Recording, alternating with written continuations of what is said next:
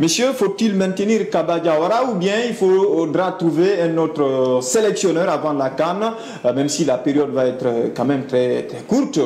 Voilà, on estime que le nouveau bureau exécutif de la Fédération guinéenne de football va arriver en novembre, mais novembre, janvier, est-ce que le délai ne serait pas très court pour trouver un nouveau sélectionneur?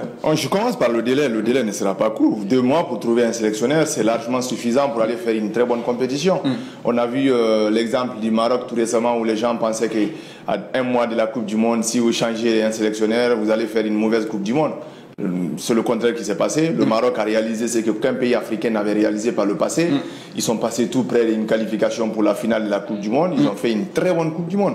Aujourd'hui, je vous le disais en l'entame, que Kaba Diawara, changer Kaba Diawara, amener un autre entraîneur, il n'y a pas péril à la demeure. Puisque cet entraîneur ne fera pas pire que Kaba Diawara. Donc si vous avez la possibilité de changer d'entraîneur et de faire venir quelqu'un d'autre qui ne fera pas pire que celui qui était là, moi je pense que c'est tout bénéfique parce que vous vous dites au moins des cas, il va être plus, au meilleur des cas, il sera extraordinaire, il va vous apporter. Mais au pire des cas, il fera comme son prédécesseur, donc il n'y aura pas grand chose à perdre. Aujourd'hui, Kaba Diawara, c'est pas quelqu'un. Et si on le maintenait pour la CAN? Non, mais on ne peut pas le maintenir pour la CAN. Est-ce qu'il ne. Non, mais on ne peut pas le maintenir pour la CAN si on veut faire une très bonne CAN. Je prends l'exemple du Real Madrid en 2016, quand Benitez était l'entraîneur. Benitez était l'entraîneur, il a tâtonné. Le Real a pris la décision de le limoger et de le remplacer, de le faire remplacer par Zidane.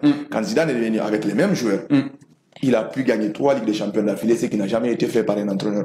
Ça veut dire que quelque part, le management a fait la différence. Ce management-là, c'est ce qui fait la différence entre les entraîneurs. Aujourd'hui, Kaba Diawara n'a pas ce management capable de tirer une équipe et capable de créer des résultats. Je le disais, c'est 5 petits matchs seulement gagnés. C'est contre quoi? Le Rwanda, 2 fois contre le Malawi, 2 fois contre l'Éthiopie.